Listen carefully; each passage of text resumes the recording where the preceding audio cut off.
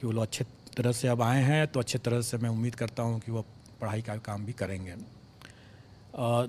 दूसरे राउंड का जिसे TRE 2.0 कह रहे हैं लोग, उसका भी विज्ञापन निकल चुका है और मैं समझता हूँ कि उतनी ही पारदर्शिता और ईमानदारी से इसमें भी परीक्षा लिया जाएगा और अभ्यर्थी चयन होंगे इसमें भी। इस बार पिछले बार की तुलना में कुछ परिवर्तन हुए हैं जिसके बारे में विज्ञापन में भी अंकित है। कुछ बिंदुओं को मैं ज़रूर स्पष्ट कर देना चाहूँगा। अभ्यर्थियों के लिए ये जानना बहुत ज़रूरी है कि इस बार हम लोग अतिरिक्त समय नहीं देंगे सुधार के लिए, इसलिए वो आवेदन भरते समय या अपने दस्तावेज जमा करते समय पूरी मतलब एहतियात बरतें, कभी कोई इसमें कोई त्रुटि नहीं हो।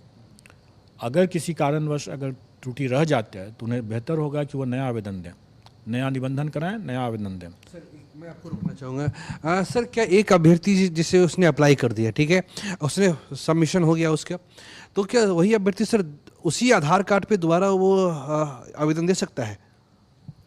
बिल्कुल दे सकता है। ये चीज़ हम लोगों ने व्यवस्था कर दिया है और हम लोगों का कहना यही है कि भाई आप जब निबंधन करा रहे हैं, अगर निबंधन में एक बार जमा कर दिए उसके बाद आप सुधार नहीं कर सकते हैं। अगर सुधार करने की आवश्यकता है तो आप दोबारा निबंधन कराएं, क्योंकि एक बार त्रुटि हो गई तो उसको बाद जमा कर दिया, उसके बाद हम सुधार करने का मौका नहीं देंगे।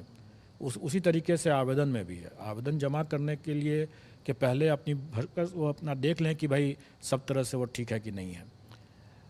इसका कारण है, पिछले बार हम लोगों ने अनुभव किया, अभ्यर्थियों ने भी बहुत बार इसमें अनुरोध किया गलतियाँ की, इसके कारण से हम लोगों ने देखा कि कई कठिनाइयाँ हुई। DV के चरण में भी हम लोगों को कई कठिनाई हुई।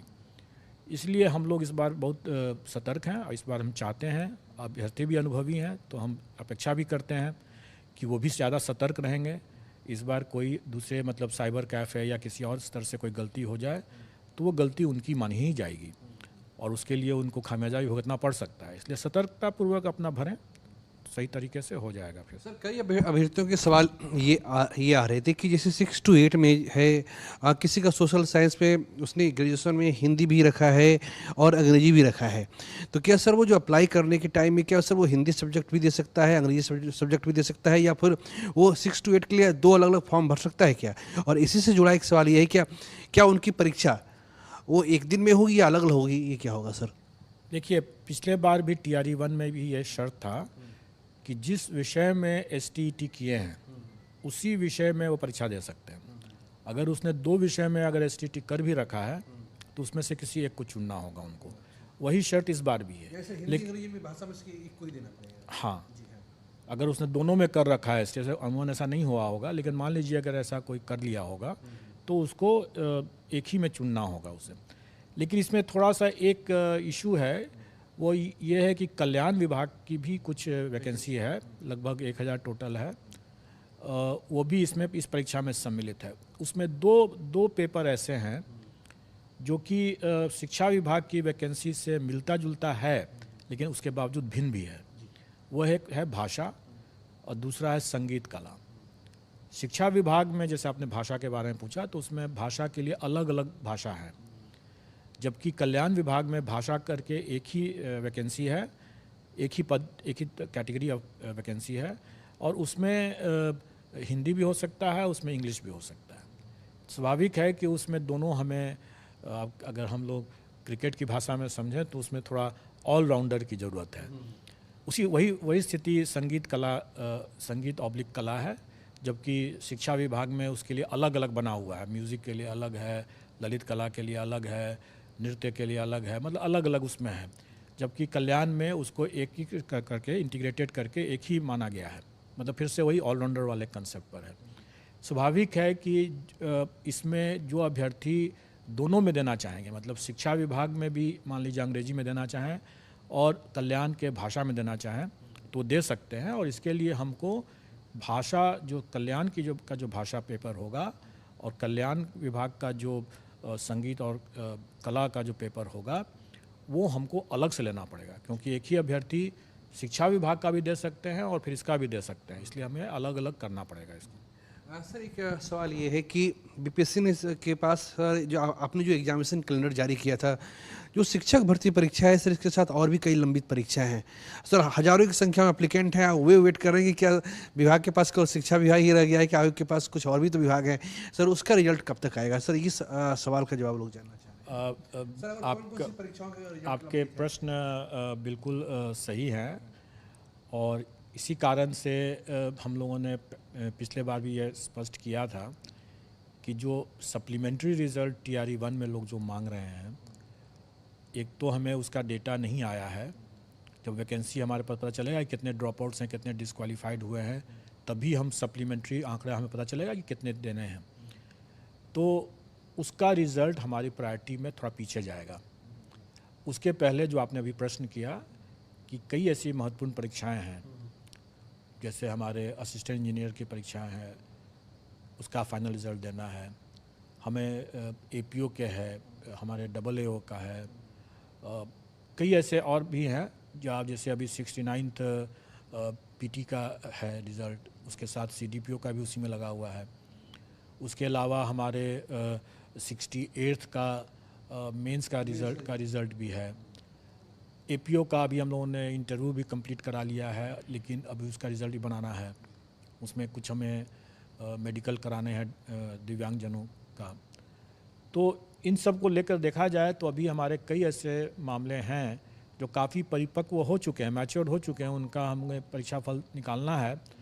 टीआरई 1 के वर्क प्रेशर के कारण से कार्य बोझ बहुत ज़्यादा था उसमें, इसके कारण से वो रुक गया। तो अब चूँकि टीआरई 1 का कार्य बोझ कम हुआ है, तो टीआरई 2 के कार्य बोझ आने के पहले हमारा प्रयास रहेगा कि हम जितने लंबित मामले हैं यथासंभव हम उनको चरणबद्ध तरीके से निकालते जाएं उसका परीक्षाफल। सर ये जो सप्लीमेंट्री रिजल्ट की जो बात हो रही है सर, आखिर अभ्यर्थी जानना चाहते हैं सर कि ये आप कब तक दे पाएंगे? मैं जानता हूं सर कि आपके पास और अन्य विभाग हैं जिनके परीक्षा आपने ली है, उस सर सप्लीमेंट्री रिजल्ट का सर कब तक आ पाएगा? कुछ कोई सर समय सीमा तो होगी? देखिए, सप्लीमेंट्री रिजल्ट सबसे पहले तो निर्भर करेगा कि शिक्षा विभाग जो अपना प्रतिवेदन दे वो हमें बताएगी कि कितने अभ्यर्थी ड्रॉप आउट्स हुए हैं। मतलब ड्रॉप आउट्स का मतलब ये होगा जो मल्टीपल रिजल्ट्स वाले कितने अभ्यर्थी हैं जो एक ही जॉब करेंगे, दूसरा जॉब खाली करेंगे, तो इसलिए वो ड्रॉप आउट्स हो गए। उसके अलावा डीवी में भी कुछ लोग असफल भी होंगे, कुछ लोग उसमें भी अनुपस्थित रहेंगे। मैं थोड़ा रुकना चाहूँगा, माफ करेंगे सर। स्कूल में क्या शिक्षा विभाग से कोई बैठक हो गई क्या? बीच में ये सुनने में आया था कि शायद शिक्षा विभाग और आप में बैठक हो गई है सप्लीमेंट्री रिजल्ट को जारी करने को लेकर, कोई वार्ता हुई है कि कब तक ये करना है? शिक्षा विभाग से हमारी लगातार बैठक होती रहती है। जब से हम लोगों ने परीक्षा फल घोषित किया उसके बाद हमारी 2 बैठकें भी हो चुकी हैं उनके साथ। वो हमारी हमेशा बैठक होती रहेगी, तभी तो हम आगे काम कर सकेंगे। टीआरई 1 से भी संबंधित, टीआरई 2 से भी संबंधित सभी बैठकें हमारी होते रहती हैं। हमें जब तक वो आंकड़े नहीं आएंगे तब तक स्वाभाविक है कि मैं उस पर कोई भी प्रतिक्रिया या कोई भी समय सीमा नहीं दे सकता हूँ। लेकिन मैं इतना ज़रूर करूँगा कि जब आंकड़े आ जाएंगे तो भी हमारे प्रायोरिटी में, चूँकि जैसा मैंने बतलाया कि हमारे कई महत्वपूर्ण परीक्षाएं उसका परीक्षाफल अभी लंबित है, हमारी प्रायोरिटी में अभी वो ऊपर रहेगा। और टीआरई 1 का सप्लीमेंट्री जो रिज़ल्ट जो होगा वो थोड़ा वेट करना होगा। सर एक सवाल ये है कि जो सर ये परीक्षा सर अभी इसका रिजल्ट आया था, जो सेकेंड फेज की जो आपने बहाली ली है सर, ये आपने 25 नवंबर तक आवेदन का आपने समय दिया है। इसी बीच सर दिवाली भी है, छठ भी है, एक महत्वपूर्ण सर छठ पूजा है। सर अभ्यर्थियों के मन में ये सवाल है कि अगर आप 5 नवंबर से 25 नवंबर तक 20 दिन का समय दे रहे हैं तो सर क्या इतनी जल्दी हो पाएगा? सर क्या शिक्षा विभाग की तरफ से कोई दबाव निकाल के दे दीजिए ताकि हम एक रिजल्ट जारी कर सकें, क्योंकि सर थोड़ा समय तो कम बचता है सर, 5 से 25 नवंबर। देखिए, शिक्षा विभाग से ऐसा कोई दबाव नहीं है। हम लोग खुद भी चाहते हैं कि इसको जल्दी से जल्दी करके इस परीक्षा फल हम लोग घोषित कर सकें समय रहते। आप जानते हैं कि इतनी बड़ी परीक्षा जो है जब हमको आयोजित करनी है तो हम लोग इसको जाड़ा में नहीं कर सकते हैं, ठंड में नहीं हो सकता। नहीं होने सकने का बहुत से कारण है। उसमें कुछ अभ्यर्थियों को भी असुविधा होगी, कुछ हमें भी, बाहर से आएंगे, रात में रुकने में कठिनाई होगी, प्लेटफॉर्म पर रुकना पड़ता है तो उसमें कठिनाई होगी। दूसरा कि कुछ कदाचारी भी लोग हो सकते हैं जो जिसके कारण से जाड़े में मफलर है, टोपी है, स्वेटर है, कई तरह के मतलब कदाचार करने का उनकी संभावना बढ़ सकती है। तो इन सब चीज़ों को देखते हुए या तो हम अभी दिसंबर में कर लें, मतलब शुरुआत में ही मतलब, और नहीं तो फिर हम लोग फरवरी के बाद कर पाएँ। तो हम लोगों ने ये प्रयास किया है कि हम लोग इसको दिसंबर में ही जल्दी करने का करेंगे, 7, 8, 9, 10 का, इसलिए हम लोगों ने एक औपबंधिक रूप से घोषित भी किया है तिथि। और ये हमारा, जैसे हम लोगों ने ये घोषणा औपबंधिक रूप से ये तिथि की घोषणा हम लोगों ने पहले ही कर रखा था। हमने विज्ञापन में के माध्यम से जो आवेदन देने के लिए हमने अधिक समय इसलिए दिया क्योंकि अभ्यर्थी अपना जो दस्तावेज है वो अपना आराम से बनवा लें और उसके बाद वो अपना जमा कर दें उसमें, इसलिए हम लोगों ने 25 तारीख तक कर दिया। लेकिन निबंधन जो है, जिसके बेसिस पर हमें पता चलता है कि कितने अभ्यर्थी इसमें आने वाले हैं, ताकि हम उसके हिसाब से अपनी तैयारियां करें, किस विषय में कितने अभ्यर्थी होंगे, इसकी तैयारी करने के लिए हमें आवश्यक है कि हमें उनका निबंधन पहले करा लें और उसके पहले ये सूचना हम लोग एकत्रित कर लें। वो हम लोग कर रहे हैं। अभ्यर्थी जो हैं वो देखिए कि अभी 2-3 महीना पहले उन लोगों ने परीक्षा दिया, उसमें काफ़ी लोगों ने तैयारी किया ही है उसमें। और कुछ तो जैसे प्राइमरी में बीएड वाले लोग जो लोगों ने भी उसको दिया, तो एक तरह से उनके लिए ये एक प्रैक्टिस टेस्ट हो गया, क्योंकि उसमें तो उनका होना नहीं था क्योंकि माननीय सर्वोच्च न्यायालय का निर्देश था। तो एक तरह से उनके लिए भी प्रैक्टिस हो गया। तो कि मैं समझता हूँ कि कई अभ्यर्थी ऐसे होंगे जो कि दोबारा देंगे, उसमें उन लोगों की प्रैक्टिस पहले से है। उसके बावजूद अगर जो नए अभ्यर्थी भी अगर आते हैं तो वो नए अभ्यर्थी को भी मतलब 1.5 महीना तो काफ़ी मिलता है। जैसा मैंने पहले भी कहा था कि उन्हें वही चीज़ पढ़ना है और वही चीज़ करना है जो वो बाद में जब शिक्षक बनेंगे तो जो पढ़ाएंगे या जो पढ़ा रहे हैं उनको वही जानकारी रहना है। उसकी जानकारी उसका सिलेबस के हिसाब से रहेगा। स्टैंडर्ड ऑफ कोर्स उसका स्टैंडर्ड वो रहेगा जो उनकी अपनी पात्रता अर्हता जो निर्धारित, जैसे ग्रेजुएशन अगर जिसका है तो उनका स्टैंडर्ड जो होगा क्वेश्चन का वो ग्रेजुएशन लेवल का होगा। जो अगर पोस्ट ग्रेजुएशन लेवल का है तो उनका स्टैंडर्ड होगा क्वेश्चन का पोस्ट ग्रेजुएशन लेवल का। अगर हम कहें कि अगर फिजिक्स विषय अगर किसी को पढ़ाना है +2 में, तो स्वाभाविक रूप से उसको +2 के विद्यार्थी से ज़्यादा जानकारी, ज़्यादा उनका स्तर होना है, इसलिए हम लोग पीजी लेवल का स्तर लेंगे। लेकिन फिजिक्स के टॉपिक्स जो रहेंगे वो वही रहेंगे जो वो 12th में पढ़ाएंगे। सर ये 70,000 पदों के लिए बहाली निकाली गई है। पिछला जो हुआ था वो 1,70,000 पदों के लिए था। सर 50,000 पोस्ट लगभग वैकेंट रह गए, वो सर कब तक ऐड ऑन हो पाए? क्योंकि सर आपके पास कई बार जो परीक्षा हुई है, आप सर लोग फॉर्म भरते गए और आपने जो है उसमें रिक्तियाँ आप जोड़ते गए। सर ये रिक्तियाँ जो 50,000 रह गई हैं, जो वैकेंट पोस्ट है, सर क्या इसको ऐड करेंगे क्या इसमें? देखिए, कोई भी रिक्ति हम तभी ऐड कर सकते हैं जब शिक्षा विभाग और प्रशासनिक विभाग अपनी अधियाचना में उसको ऐड करने के लिए कहेगी। हमारे विज्ञापन में हमेशा रहता है कि घट बढ़ सकता है वैकेंसी, हमेशा देते हैं। और पिछले बार आप लोगों ने देखा भी होगा कि 68th में भी और 69th combined civil services exam में भी हम लोगों ने वैकेंसी को बढ़ाया था। जैसे जैसे आता है हम लोग बढ़ा देते हैं।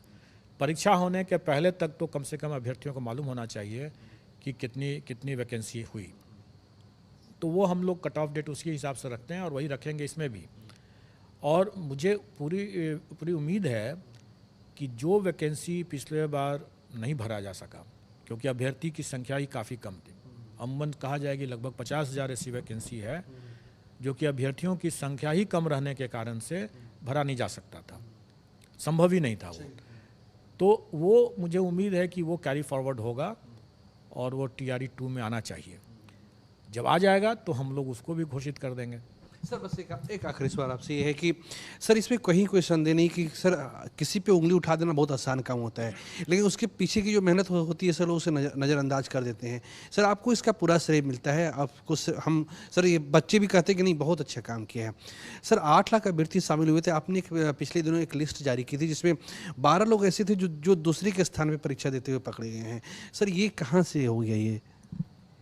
देखिए, कोई भी अभी जैसे राम राज्य तो नहीं है कि अपराध मुक्त ही रहेगा, कोई भी ऐसा स्थिति नहीं होता है। स्वाभाविक है कि जो खुराफाती तत्व जो है, कदाचारी है, वो अपने कदाचार करने से बाज नहीं आएंगे। अगर सब कुछ अगर अच्छा रहेगा तब भी मुझे कुछ भी मेहनत करने की ज़रूरत नहीं है। आखिर वो लोग हैं तभी तो मेरी भी ज़रूरत है। अगर वो रहेंगे ही नहीं तो मेरी भी ज़रूरत नहीं है और पुलिस की भी ज़रूरत नहीं है। फिर तो आराम से लोग दें परीक्षा, अपना चले जाएं। चूँकि कदाचारी लोग रहते हैं और हम लोग मान के चलते हैं कि कुछ न कुछ लोग एलिमेंट्स इस तरह से आएंगे ही आएंगे, और इसके लिए हम लोग एहतियात बरतते हैं, तभी तो पकड़े गए वो। लेकिन उसके बावजूद भी कुछ इस तरह के भी लोग अभ्यर्थी होंगे जो अपने दस्तावेज में भी गड़बड़ किए होंगे, जो करते हैं। और हम लोग मान के चलते हैं कि इतनी बड़ी परीक्षा में और जब नौकरी का इतने वर्षों के बाद ये नौकरी मिल रही है, तो लोग बाय हुक और बाय क्रुक जिसको कहते हैं हम, किसी भी तरीके से येन केन प्रकारेण, मतलब उसको हिंदी सही हिंदी उसकी यही है, वो प्रयास करेंगे, वो कुप्रयास करेंगे। जितना हम लोग छांट सकते हैं अलग अलग लेवल पर, अलग अलग फिल्ट्रेशन लेयर पर हम लोग उतना छांटते गए। हम लोगों ने भी कुछ डीवी कराया, उसमें भी छांटा हम लोगों ने बड़ी संख्या में। फिर उसके बाद हम लोग जो मेरिट लिस्ट निकाले उसमें भी हम जानते थे कि उसमें कुछ अभ्यर्थी ऐसे ज़रूर होंगे जो फर्जी करके आ रहे हैं। उसका डॉक्यूमेंट वेरिफिकेशन इसलिए तो किया ही गया था, और इसीलिए सशर्त ही हम लोगों ने परीक्षा फल दिया। वो छठे हैं, वो छटेंगे वहाँ पर डॉक्यूमेंट वेरिफिकेशन में। अगर कोई उसके बावजूद कोई बच गया तो एक इसके बाद का भी एक लेयर है, और ये योगदान के बाद का लेयर है जो वृहद अनुसंधान का मामला है, वहाँ भी छटेंगे। जब भी अभी तो हम लोगों ने ऐसी व्यवस्था कर रखा है कि हम अपना अभ्यर्थियों का जो डॉसियर जो होता है वो हम सॉफ्ट कॉपी देते हैं, सॉफ्ट कॉपी डिजिटली साइन करके देते हैं। ये परिपाटी हम लोगों ने पिछले 6-7 महीने 8 महीने से स्टार्ट कर दिया है। तो इसका उद्देश्य ये था कि जो हम सॉफ्ट कॉपी डिजिटली साइन करके देंगे, एक तो वो प्रॉपर होगा, दूसरा कि उसमें सबसे बड़ी बात यह है कि हम लोग बायोमेट्रिक डेटा जो हम लोग कलेक्ट करते हैं वो हम देंगे। वो सॉफ्ट ही कॉपी में ही दिया जा सकता है, उसका तो कोई हार्ड कॉपी हो नहीं सकता है। तो वो सॉफ्ट कॉपी में जब बायोमेट्रिक डेटा देते हैं तो कोई भी सफल अभ्यर्थी अगर योगदान करके नौकरी भी कर रहे हैं, अब ये हो सकता है ना कि राम कुमार ने सारी परीक्षा दिया, सारा डॉक्यूमेंट वेरिफिकेशन राम कुमार ने किया, और श्याम कुमार नौकरी पर करने के लिए पहुंच जाए, ये बिल्कुल संभव है। और ऐसी संभावना को ही ध्यान में रख करके ही हम लोगों ने जो डॉसियर जो है वो सॉफ्ट कॉपी में भेजना शुरू किया सॉफ्ट कॉपी में, जिसमें कि हम उसका बायोमेट्रिक डिटेल्स भी देंगे। कहने का मतलब ये हुआ कि जो अभ्यर्थी सफल होने के बाद नौकरी कर रहे हैं, उनका अटेंडेंस के समय में, मान लीजिए 1 महीना 2 महीना 3 महीना के बाद भी कभी भी अगर उनका बायोमेट्रिक से मिलान किया जाएगा तो पता चलेगा कि ये तो फर्जी आदमी काम कर रहा है, तो उस पर भी कार्रवाई हो जाएगी। धन्यवाद। तो ये हमारे साथ बीपीएससी के चेयरमैन अतुल प्रसाद थे। इसमें कहीं कोई संदेह नहीं है कि इतने कम समय में इतने हजारों की संख्या में रिजल्ट को निकालना ये बेहद मुश्किल होता है, वो भी तब जब जैसे दुर्गा पूजा जैसी छुट्टी होती है और आयोग को अलग अलग विभागों के भी परिणाम को जारी करना होता है। इस कठिन घड़ी में और इस वक्त जब सबसे ज़्यादा देश में अगर मांग है वो रोजगार की है, तो बीपीएससी ने रोजगार देने का एक अहम काम किया है। सबसे बड़ी बात यह है कि जो अभ्यर्थी जो 2 तरह की मांग कर रहे हैं, एक मांग है कि सप्लीमेंट्री रिजल्ट कब तक जारी होगा, दूसरा कि जो 50,000 पोस्ट जो पहले फेज में बाकी रह गई थी उसे कब तक इसमें ऐड ऑन किया जाएगा। तो इस पे आयोग का कहना है कि ये जो है सारा कुछ जो है शिक्षा विभाग से जैसे ही उनके पास रिक्तियाँ आएंगी वो उसे ऐड कर देंगे। वाकई ये एक हद तक सही भी है, क्योंकि जो भी है बिहार लोक सेवा आयोग जो है एक व्यवस्था का एक अंग है, एक एग्जामिनेशन बॉडी है, लेकिन आखिरी फैसला जो है वो शिक्षा विभाग को करना है कि वो सप्लीमेंट्री रिजल्ट जारी करने के लिए कब कहता है। दूसरा कि जो 50,000 पोस्ट पहली फेज में बाकी रह गए थे उसे कब तक दूसरे फेज के लिए ऐड ऑन करने के लिए कहा जाता है। कुल मिलाकर हम कह सकते हैं कि जो अभ्यर्थी है ये मोटा मोटी ये मान के चले कि अभी तो उनके सामने 70,000 पोस्ट ही है सेकंड फेज के लिए, लेकिन ये इस बात की बेहद संभावना है कि ये 50,000 पोस्ट जो खाली रह गए हैं इसे जोड़ा जाएगा और उसके बाद जो है अभ्यर्थियों के सामने 1,20,000 पद रहेंगे फाइट करने के लिए। तो पूरे भारत की जो अभ्यर्थी हैं उसकी नज़र है। और आपको याद होगा कि पिछली बार जब वैकेंसी निकली थी तो उस वक्त डोमिसाइल था, लेकिन बाद में डोमिसाइल हटा दिया गया और इस बार जो शिक्षा विभाग ने ये कदम पहले ही उठा लिया कि उसने पहले ही अधिसूचना कर दिया कि जो आवेदक हो भारत का नागरिक हो। कुल मिला के कह सकते हैं कि जो बिहार लोक सेवा आयोग है उसने अपनी पूरी जिम्मेदारी निभाई है और वो बाकायदा उसकी पूरी कोशिश है कि जो परीक्षा हो पारदर्शी हो, निष्पक्ष हो, कदाचार मुक्त हो। बाकी का जो सफर है वो शिक्षा विभाग को तय करना है। कैमरा पर्सन फिरोज के साथ प्रीतम कुमार, कशिश न्यूज, पटना।